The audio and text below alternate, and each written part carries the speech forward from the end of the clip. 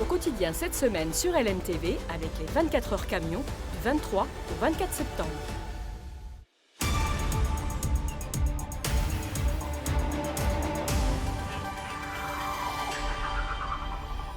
Bonjour à toutes et à tous, merci de nous rejoindre sur LMTV Sarthe en ce lundi 18 septembre. Ravi de vous retrouver en ce début de semaine et pour m'accompagner ce soir, Laure Girard. Bonjour Laure. Bonsoir Enzo, bonsoir à tous. Dans quelques instants, on vous retrouve pour le JT avec votre invité. On reçoit ce soir le directeur adjoint de l'ADI des Pays de la Loire. Oui, l'association qui milite pour la création d'entreprises a besoin de bénévoles. Mathieu Savary nous explique pourquoi, comment.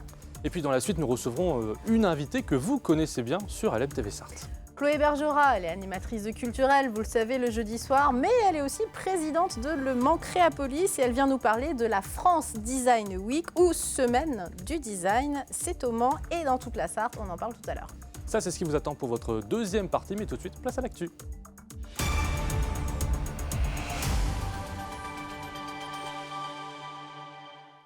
Et ça roule dans cette édition du lundi 18 septembre avec au sommaire le boom du marché de la voiture sans permis. Oui, au Mans comme ailleurs, elle séduit un public de plus en plus large. La foire du Mans est une vitrine privilégiée pour ce type de véhicule, vous le verrez. Et puis direction le Theil-sur-Huisne dans l'Orne, juste à côté du Perche sartois, d'où s'est lancé un convoi de voitures de collection pour soutenir l'organisateur de ce rallye.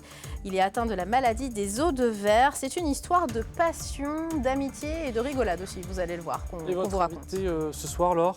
Mathieu Savary, le directeur territorial adjoint de l'ADI dans notre région. L'association milite pour l'accès à l'entrepreneuriat et elle recherche des bénévoles, vous le verrez. Vous en voyez sûrement de plus en plus dans les rues. Les voitures sans permis ont leur petit succès. Oui, parce qu'elles permettent de rouler dès l'âge de 14 ans. Évidemment, c'est tentant et c'est un marché en plein essor, comme l'a constaté Colin Ancel à la Foire du Mans ce samedi. Nichés au milieu des gros bolides, à la Foire du Mans, on trouve des voitures sans permis. De plus en plus, ces véhicules se multiplient dans les rues. L'année dernière, on a une moyenne de 300 voitures en fait, neuves et d'occasion par an. Il y a 40% d'augmentation en fait, sur le marché aujourd'hui avec les jeunes. Donc là, en 10 ans, il y a 40% de plus. C'est énorme. Les différences avec les grandes, 2 places maximum, un moteur moins puissant et une vitesse limitée à 45 km/h. Mais à partir de 14 ans, une personne est apte à conduire ces engins. Il suffit d'obtenir le permis AM et en voiture. Dès 14 ans, si jamais elle a besoin d'une voiture plutôt que des transports en commun, je préférais une petite voiture comme ça plutôt qu'un scooter. Pour sa sécurité, pour les intempéries aussi. Et puis je pense que ça permet aussi de s'avancer au permis de conduire. Pour d'autres, il n'est pas question de changer. Marc a une voiture sans permis depuis 30 ans. J'ai jamais eu les moyens et puis à mon âge maintenant, non. À plus de 50 ans, non. Je peux pas. Je peux pas passer le permis. Puis je suis bien là-dedans, ça me trimballe. Je fais pas mal de routes avec ma voiture, il n'y a pas de souci. Les conducteurs de ces véhicules souffrent souvent de remarques désobligeantes ou de moqueries. C'est tout un travail de pédagogie que tentent de mettre en place les vendeurs, face à une réputation qui colle au pare-choc de ces engins. Pour beaucoup, pour les plus anciens, un a priori négatif, en ayant vu des voitures qui n'étaient pas jolies, qui faisaient beaucoup de bruit, qui étaient un peu réservées, on pense, à une classe qui était en marge. Et aujourd'hui, on essaye de démocratiser tout ça, d'expliquer qu'une voiture c'est joli, ça ne fait pas beaucoup de bruit. Ceux qui n'ont pas le permis peuvent se faire plaisir avec une voiture sans permis. A noter que ce plaisir coûte entre 10 et 20 000 euros pour un véhicule neuf. L'histoire ne dit pas s'il roule en voiture sans permis, mais ce qui est sûr, Laure, c'est qu'il pilote comme des pros. Ouais, l'équipe du Yoshimura CERT Suzuki a gagné le bol d'or sur le circuit Paul Ricard. Vous voyez les images. Damien Saulnier, le team manager, se dit très content pour toute l'équipe qui finit mieux l'année qu'elle ne l'avait commencé. Le CERT est donc vice-champion du monde cette année. La victoire est d'autant plus méritante que l'un des 3 pilotes, Sylvain Guintoli, n'a pas pu rouler les 2 tiers de la course, victime de ce qui ressemble à une intoxication alimentaire. Vous retrouverez Damien Saulnier dans 72 Sports, non pas ce soir, mais la semaine prochaine, lundi prochain, car au moment où nous parlons, il est encore sur la route du retour depuis le Var et paraît-il, il pleut des cordes sur son trajet. On lui souhaite bon courage et bravo à toute l'équipe. Et puis on reste en mécanique, nous sommes en Sarthe et là c'est un cortège assez spécial qui s'est baladé ce dimanche dans le nord-est du département, le convoi des Trouduc. Oui, c'est le nom du rallye qui s'était lancé depuis le Theil-sur-Huisne. Une balade pour des véhicules de collection à travers le Perche. Le but, découvrir le patrimoine, faire vrombir son moteur et soigner l'organisateur. Vous allez le voir avec Colin Ancel.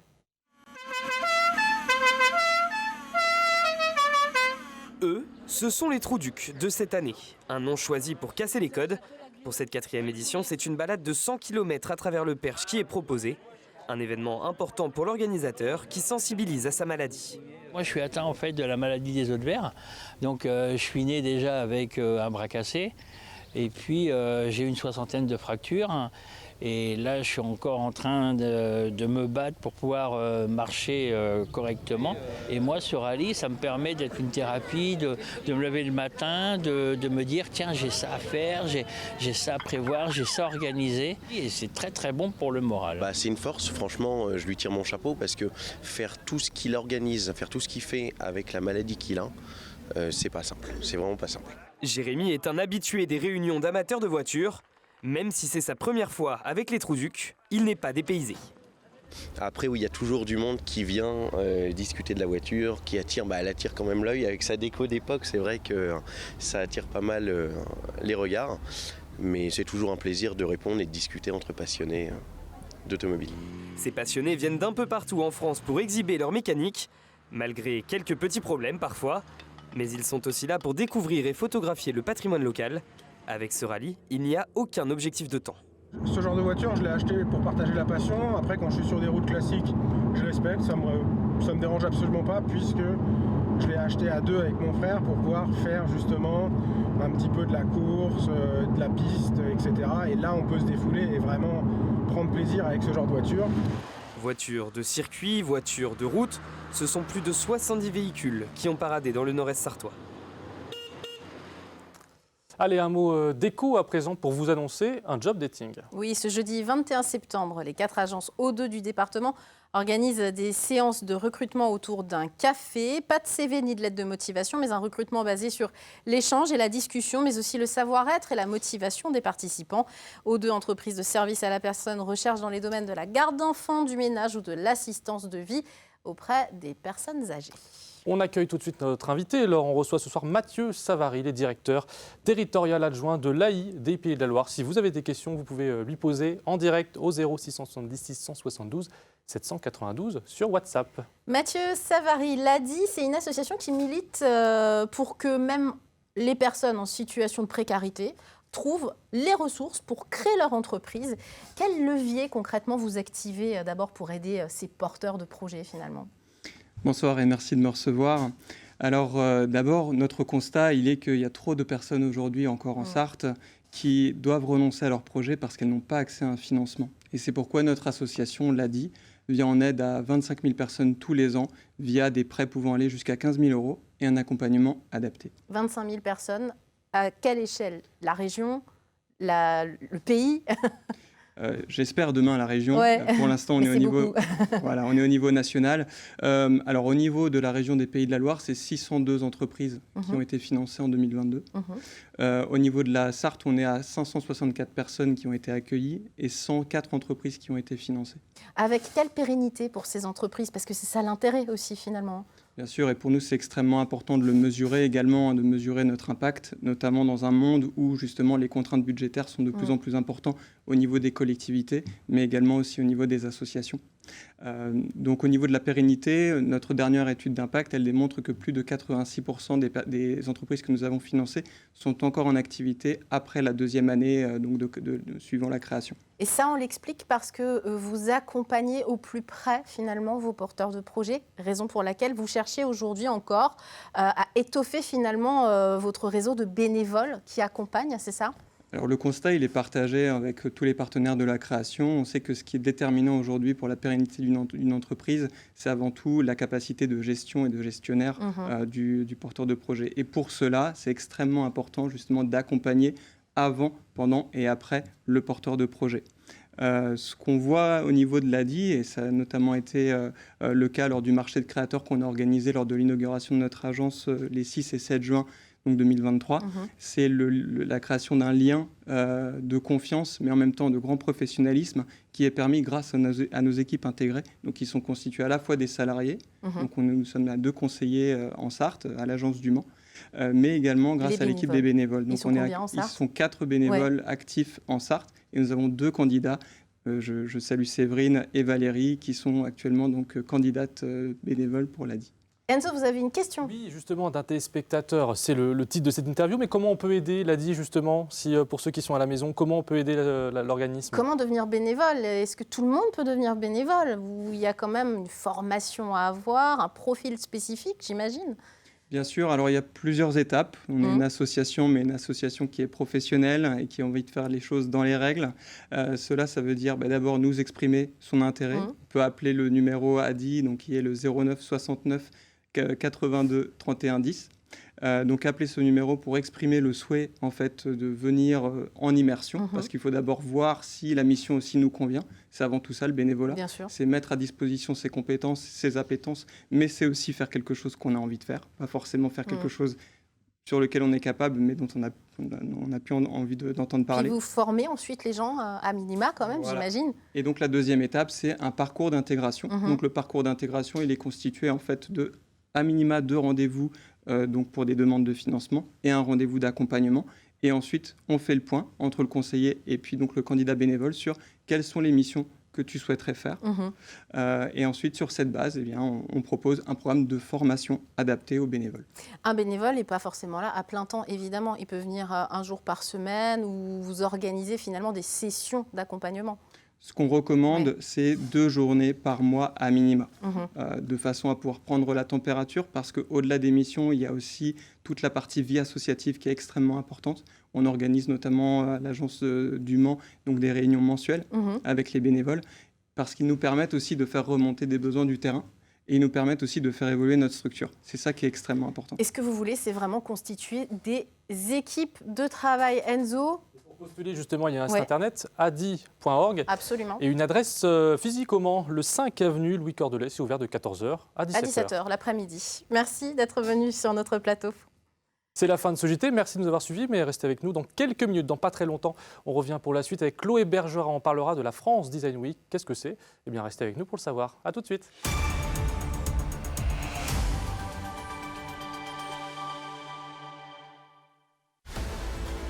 Au quotidien cette semaine sur LMTV avec les 24 heures camions du 23 au 24 septembre. Votre programme avec la charcuterie Côme, engagé avec 40 éleveurs indépendants dans le développement du territoire.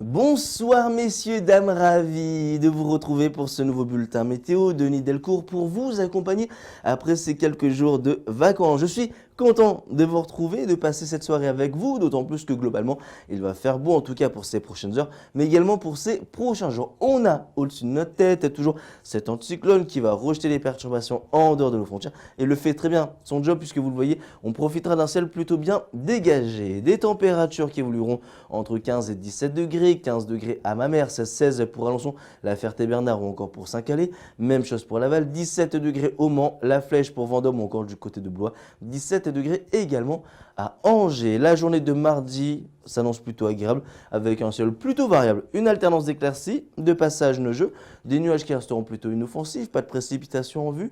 Côté température, on n'est pas contre au petit matin. Un petit pull ou encore une petite veste à 10 à 13 degrés. 10 degrés du côté d'Alençon, 11 au Mans ou encore pour la Bazouge, Pont-Valin ou encore Malicorne, 12 degrés à Tours, 13 degrés à Vendôme, Blois ou encore du côté de Saint-Calais. La suite de votre journée s'annonce plutôt identique avec toujours un ciel globalement variable, une alternance d'éclaircies, de passages neigeux, des températures qui évolueront entre 19 et 23 degrés. On sera encore un petit peu au-dessus des normales de saison avec 21 degrés au Mans, à Alençon encore pour Céligium, 22 pour Laval, 23 degrés à La Flèche ou encore du côté de Tours ainsi que pour Angers. Mercredi, le mercure va continuer de grimper entre 22 et 26 degrés. On sera cette fois-ci bien au-dessus des normales de saison. Et puis à partir de jeudi, a priori, le retour des perturbations. Mais on affinera tout ça lors d'un prochain bulletin météo. Et je vous souhaite, les amis, de passer une très bonne soirée et une bonne suite des programmes.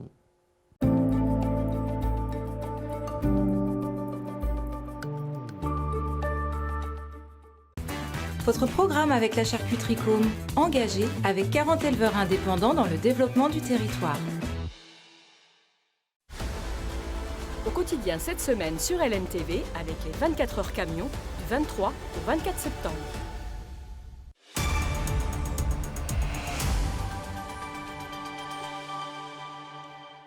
Bienvenue sur LMTV Sarthe et bienvenue dans la suite. Si vous nous rejoignez dans quelques instants, on sera avec Chloé Bergerat pour parler de la France Design Week.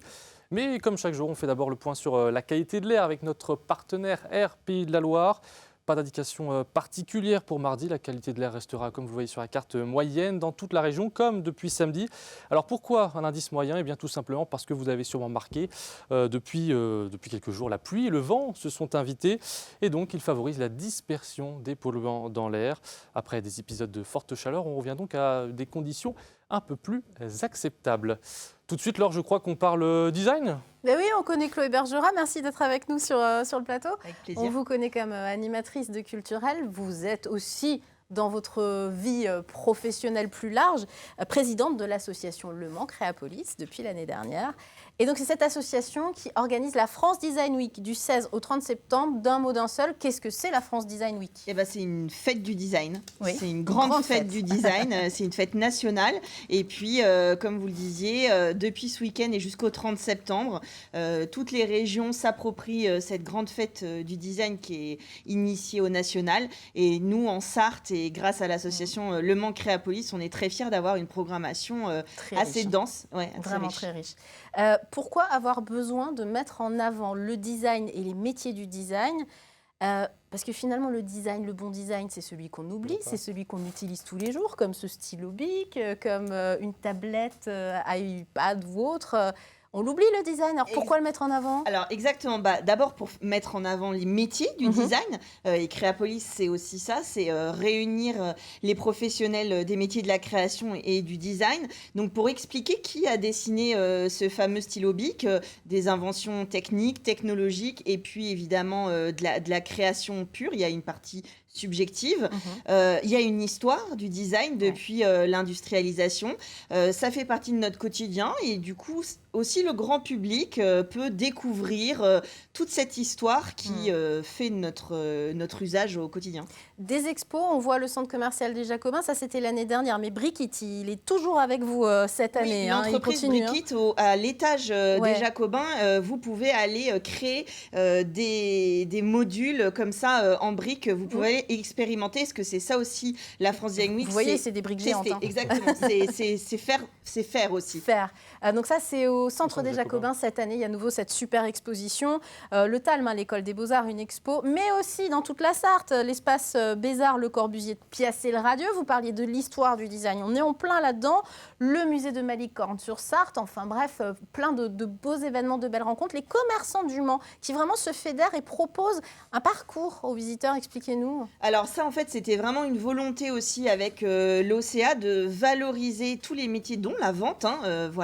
Les éditeurs qui proposent des objets de design à la vente, les librairies qui nous permettent d'en savoir un peu plus avec une sélection d'ouvrages sur la question. Ça permet comme ça un petit peu aux personnes en centre-ville de se faire un petit parcours et entre deux expos, faire un peu de shopping. Et puis il y a des conférences également, une riche programmation. Il y a un site internet tout simplement si vous voulez avoir toute la programmation. France Design Week, lemans.com, il n'y a pas plus simple à retenir. Et les conférences, vous en parliez, Laure, 4 tables rondes vous proposez sur le sujet, et autour de sujets très variés justement sur le design. On a la pédagogie et le design, ce sera le 20 septembre au musée Carré-Plantagenet Jean-Claude Boulard, le design et la bande dessinée, le 28 septembre, ou encore au Quinconce, le design du vivant ou le design émotionnel. Exactement. Qu'est-ce que ça veut dire justement, design émotionnel, je voulais juste préciser que tous les événements et les conférences sont gratuites. Le Mans Créapolis organise tout ça gratuitement. Vous pouvez juste vous inscrire sur le site internet. Le design émotionnel, justement, on va le découvrir avec les acteurs. C'est comment cette émotion nous est procurée par le design et parfois elle est aussi utilisée pour déclencher de la vente, évidemment. Merci, c'est passionnant. Avec plaisir.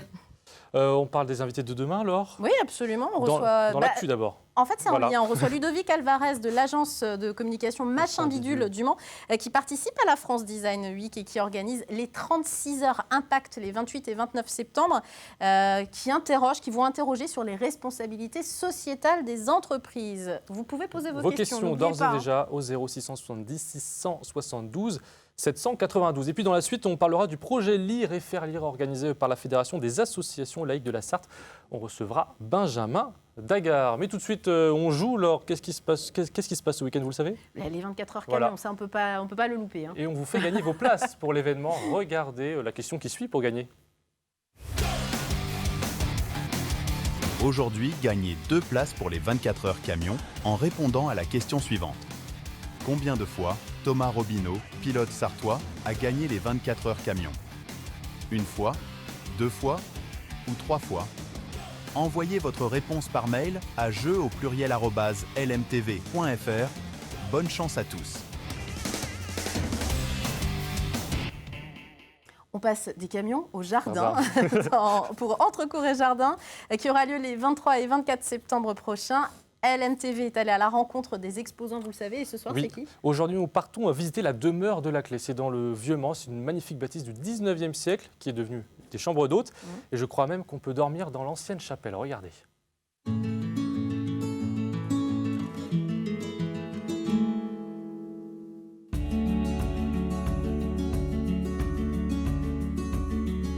Nous sommes au Mans, dans le Vieux-Mans, cité Plantagenet. Nous avons 3 chambres d'hôtes ici pour recevoir jusqu'à 11 personnes. Et donc jardin qui fait 200 mètres carrés à peu près.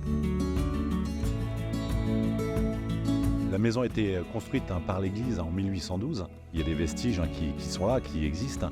Donc notamment la Vierge Marie qu'on peut voir sur le devant de la façade. Il y a un vitrail qu'on soupçonne de l'extérieur et qu'on voit mieux de l'intérieur. C'est 1911, un échivard.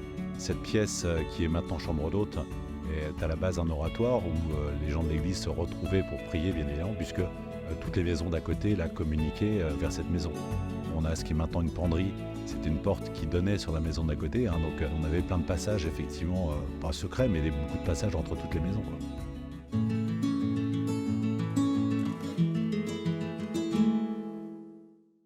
Et puis la suite de votre programme sur LMTV Sarthe le lundi soir, vous le savez, c'est sport avec 72 sports. Retour sur le match Le Mans FC Red Star et puis sur le match MSB Asvel, et puis à 20h. Vous retrouverez la santé d'abord. Quant à nous, on se retrouve mardi. Demain soir, mardi, voilà, avec plaisir. comme chaque soir. À demain. Merci de nous avoir suivis. À demain.